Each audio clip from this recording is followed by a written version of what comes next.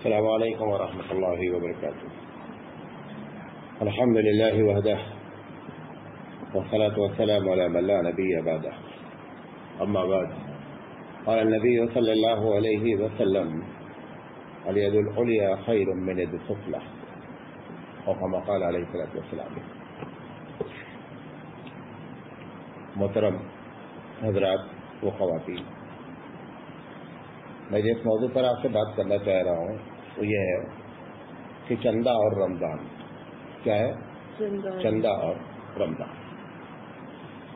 میں اس پہ جو باتیں کرنا چاہتا ہوں، سب سے پہلے تو یہ ہے کہ اللہ کے راستے میں خرچ کرنے کی اہمیت کیا ہے، پہلی بات.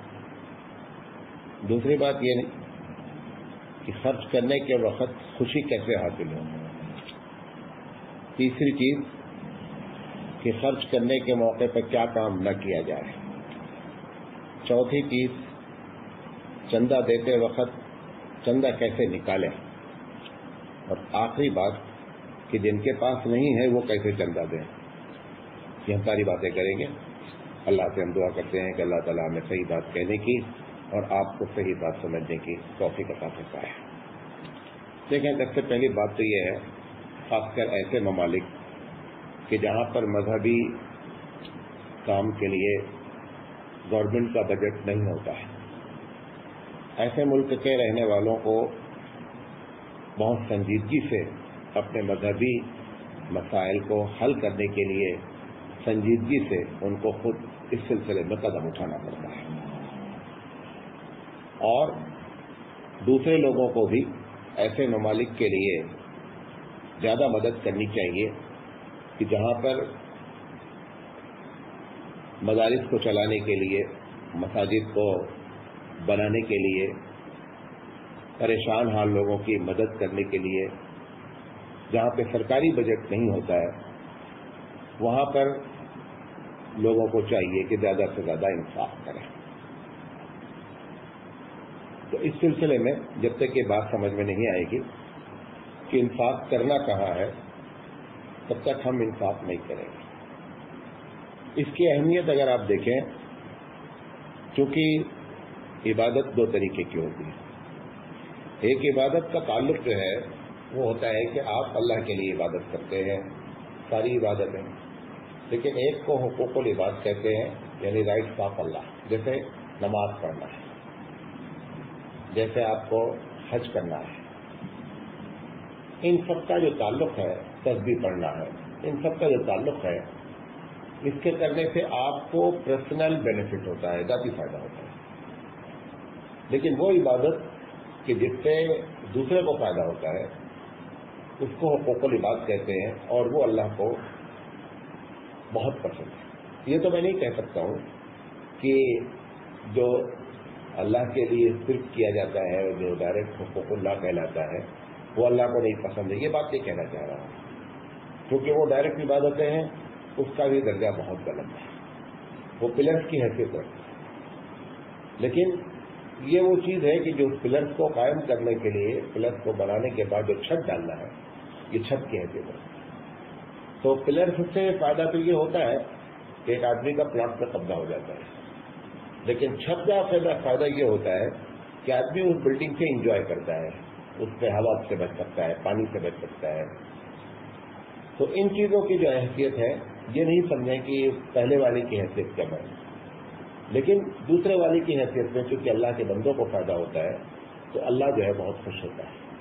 ایک بات. دوسری چیز یہ ہے کہ جس پیسے کو خرچ کرنے کے لیے، جس چندے کو دینے کے لیے آپ سے اپیل کی جا رہی ہے، آپ دیکھا جائے تو جب ہم پیدا ہوئے ہیں تو ہم ماں کے پیٹ سے چیک لے کر کے نہیں آئے ہیں، اکاؤنٹ بیلنس لے کر نہیں آئے ہیں. تو اللہ تعالیٰ ہی دیتا ہے. دینے کے بعد ہونا یہ چاہیے تھا کہ وہ کہہ دیتا کہ بھائی میں نے جو کچھ دیا ہے سب کیا کر دو، تو مجھے واپس کر دو. بھائی اگر آپ کسی کے پاس کوئی پیسہ رکھیں 100 روپے، 2 دن کے بعد وہ مانگنے آ گئے تو وہی کہہ دے اچھا بھائی ایسا کرو کہ 2.5 روپے دے دو اور 70.5 تم رکھ لو. ایسا تو وہ نہیں کرتا، وہ کہتا بھائی میرا 100 روپے واپس کرو. لیکن پروردگار عالم نے وہ 100 روپے آپ کو دیے ہیں، اس میں سے کہتا ہے کہ بھائی 2.5 روپے مجھے دے دو، 97 آپ رکھ لو. تو دیتا بھی وہی ہے نمبر 1. اور دینے کے بعد مانگتا بھی وہی ہے، اور مانگنے کے بعد پھر کہتا ہے کہ اس کا ریٹرن بھی ہمارے ہی دل میں ہے، اس کو ہم قیامت میں کیا کریں گے، آپ کو ریٹرن کر دیں گے۔ اللہ تعالیٰ قرآن میں کہتا ہے میں یقرض اللہ قرضا حسنا، کون ہے جو اللہ کو قرضہ دے، کون ہے جو، کیوں قرضہ سے کیوں کہا گیا، قرضہ ہی واپس کیا جاتا ہے، قرضہ ہی واپس کیا جاتا ہے۔ اگر وہ یہ کہتا کہ آپ اللہ کو ہدیہ دیں تو ہدیہ واپس نہیں ہوتا ہے، لیکن قرضہ کیا ہوتا ہے، واپس ہوتا ہے۔ لہٰذا اللہ نے قرآن کریم میں اس کو قرض کہا۔ ہم آپ کو چھوٹی سی مثال دے کر اپنی بات آگے بڑھاتے ہیں۔ بچے چھوٹے ہوتے ہیں تو ابا جو ہے وہ باہر سے چاکلیٹ لاتے ہیں، چاکلیٹ لاتے ہیں، لا کر کے بچے کو دے دیتے ہیں۔ چھوٹا سا بچہ رہتا ہے 2-2.5 سال کا، تھوڑی دیر کے بعد ابا کہتے ہیں کہ بیٹا مجھے بھی چاکلیٹ دے دو۔ اب جب بچے کے ہاتھ میں چاکلیٹ آ جاتی ہے تو وہ ابا کو دینے کے لیے تیار نہیں ہوتا ہے۔ اب امی سمجھاتی ہیں، بڑی بہن سمجھاتی ہے کہ نہیں ابا مانگ رہے ہیں بیٹا دینا چاہیے بھیا، تو اس میں سے کیا کرتا ہے، چاکلیٹ کا ایک چھوٹا سا ٹکڑا توڑ کر کے وہ کس کے ہاتھ میں رکھتا ہے، ابا کے ہاتھ میں رکھتا ہے۔ اب ابا کے ہاتھ میں رکھتا ہے تو ابا ایسا نہیں کرتا ہے کہ اس ٹکڑے کو پاتے ہی کھٹ سے کیا کرے، کھا لے، وہ پھر اس ٹکڑے کو بھی کیا کر دیتا ہے، بچے کو واپس کر دیتا ہے، کہتا ہے بیٹا کھا لے۔ تو لایا بھی ابا تھا چاکلیٹ، پھر بچے کے امتحان کے لیے مانگا بھی ابا نے، اور بچے کے دے دینے کے بعد پھر واپس بھی کر دیا کس کو، اب بچے کو ہی واپس کر دیا۔ اسی طرح پروردگار عالم کے ہم سب کیا ہے، کنبہ ہے، الخلق عیال اللہ، یہ پوری دنیا اللہ کا پریوار ہے۔ وہ دیتا ہے، پھر امتحان کے طور پر مانگتا ہے، پھر خوشی کے طور پر واپس کر دیتا ہے۔ تو یہ میں آپ کو مثال دے کر کے سمجھانا چاہتا ہوں۔ تیسری چیز یہ ہے کہ اللہ کے رسول صلی اللہ علیہ وسلم نے ایک پالیسی بیان کی ہے کہ جو آپ نے دے دیا ہے وہ باقی ہے، اور جو رکھ لیا ہے وہ ختم ہو گیا ہے۔ یہ دنیا والے اس پالیسی کو نہیں سمجھ پاتے ہیں۔ یقینی بات ہے کہ جو اللہ پر یقین نہیں رکھے گا اس کے لیے سب کچھ کیا ہے، یہ دنیا ہی ہے۔ وہ چاہتا ہے کہ سارا سب کچھ میں دنیا میں کیا کر لوں، حاصل کر لوں۔ تو ایسے لوگوں کو اسی لیے آپ دیکھیں گے بعض لوگ بڑے شرارت پسند ہیں، اللہ کو نہیں ماننے والے ہیں، اس کے باوجود بہت بڑا مالدار ہے، ارب پتی ہے، کھرب پتی ہے۔ کیوں؟ کیونکہ انہوں نے وہاں کے لیے کچھ کیا ہی نہیں ہے، سب کچھ انہوں نے کیا کیا ہے، یہاں کے لیے کیا، لہٰذا ان کا ریٹرن جب یہاں ہو گیا تو وہ زیادہ نظر آ رہا ہے۔ لیکن کسی کو یہ نہیں معلوم ہے کہ وہاں والا ریٹرن کتنا ہے، وہاں والا ریٹرن کتنا ہے۔ اگر یہ بات معلوم ہو جاتی تو پھر اس کو وہ چھوٹا جانتا ہے، کیونکہ وہاں والی بات نہیں معلوم ہو پا رہی ہے۔ قرآن مجید کہتا ہے کہ جو جنت ہم تم کو ادا کریں گے اس کی لمبائی اور چوڑائی آسمان کے برابر ہے۔ اب وہ چونکہ غائب ہے، کیا ہے، غائب ہے، اسی غائب کو یقین کر لینے کا نام فیتھ ہوتا ہے، ایمان ہوتا ہے۔ اگر ہر چیز لاجک میں آ جائے، ہر چیز دماغ میں آ جائے، پھر بندہ مان لے تو اس نے کیا کمال کیا۔ ایک بچہ ہے، ابا کہتا ہے دیکھو بیٹا یہ پریس گرم میں نہیں چھونا۔ بچوں کو نہیں معلوم گرمی کیا ہوتی ہے، پریس کیا ہوتی ہے۔ وہ 2 سال 3 سال کا بچہ بار بار بھاگ کر آتا ہے۔ ہماری ایک لڑکی تھی چھوٹی سی، تو وہ ہم پریس کرتے ہیں تو وہ بار بار آتی، تو میں نے سوچا ایک دن اس کو چھوڑ دیتے، یہ پریس چھو لے، بار بار منع کرتے۔ اب جب منع کرتے ہیں آپ تب تک وہ اس کو مانتی تھے، اس کا مطلب کہ اس کے اندر اوبیڈینسی ہے، اس کے اندر کیا ہے، اطاعت ہے۔ اب وہ ایک دن میں نے کیا کیا کہ میں نے سوچا اچھا آج اس کو چھو لینا تھا۔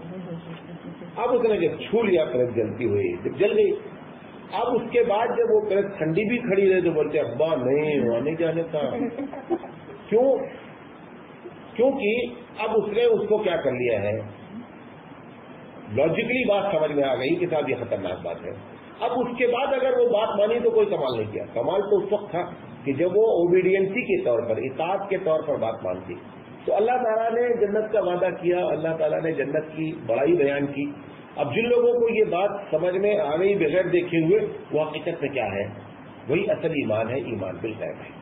تو پالیسی اللہ کے رسول صلی اللہ علیہ وسلم نے کیا بیان کی، اس حدیث کے مطابق کہ فقیر آیا، مانگنے والا سائل آیا، تو حضرت عائشہ صدیقہ رضی اللہ تعالیٰ عنہ کے گھر میں گوشت کا ایک ٹکڑا رکھا ہوا تھا، تو انہوں نے کیا کیا کہ اس میں سے کاٹ کر کے دے دیا۔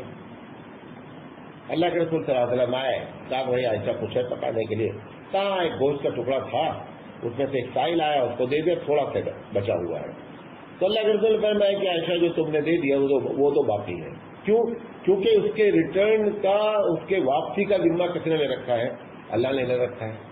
تو حضور نے فرمایا کہ جو دے دیا ہے وہ باقی ہے، اور جو رکھ لیا ہے وہ کیا ہو گیا؟ خرچ ہو گیا ہے. یہ جس کی سمجھ میں آ جاتا ہے وہی حقیقت میں اللہ کے راستے میں خرچ کرتا ہے، اور جس کی یہ سمجھ میں نہیں آتا ہے پھر یقینی بات ہے کہ وہ خرچہ کرنے کا کوئی سوال نہیں ہوتا. رمضان کے مہینے میں حبیب مصطفیٰ صلی اللہ علیہ وسلم کی کیفیت کیا تھی؟ اللہ کے رسول صلی اللہ علیہ وسلم کے بارے میں آتا ہے کہ اتنا خرچ کرتے تھے کہ جیسے تیز آندھی چل رہی ہے. کیا ہو رہی ہے؟ تیز آندھی چل رہی ہے. مطلب کیا ہے کہ ہر چیز کو اڑا کے لے کے چلی جاتی آندھی، کسی چیز کو چھوڑتے نہیں. تو اللہ کے رسول صلی اللہ علیہ وسلم کے پاس جو بھی آتا تھا اللہ کے رسول صلی اللہ علیہ وسلم اس کو لا نہیں بولتے تھے، نہیں بولتے ہی نہیں تھے. ایک شاعر نے تو یہاں تک شعر کہہ دیا کہ اللہ کے رسول صلی اللہ علیہ وسلم اتنے بڑے دینے والے تھے کہ لفظ لا یعنی ورڈ آف لا جس کے معنی نہیں کے ہوتے ہیں وہ آپ زندگی میں استعمال ہی نہیں کرتے اگر لا الہ الا اللہ میں لا نہیں ہوتا. یعنی لا الہ الا اللہ میں لا تھا بیکاز آف دیٹ، اس وجہ سے اللہ کے رسول نے لا لفظ استعمال کر لیا، ورنہ آپ نے زندگی میں کسی کو مانگنے پر لا لفظ استعمال کیا ہی نہیں ہے. تو ہم اس نبی کے امتی ہیں، ہماری جو وہ کیفیت ہونی چاہیے کہ اگر اللہ نے ہم کو دیا ہے تو ہم کو دینا چاہیے.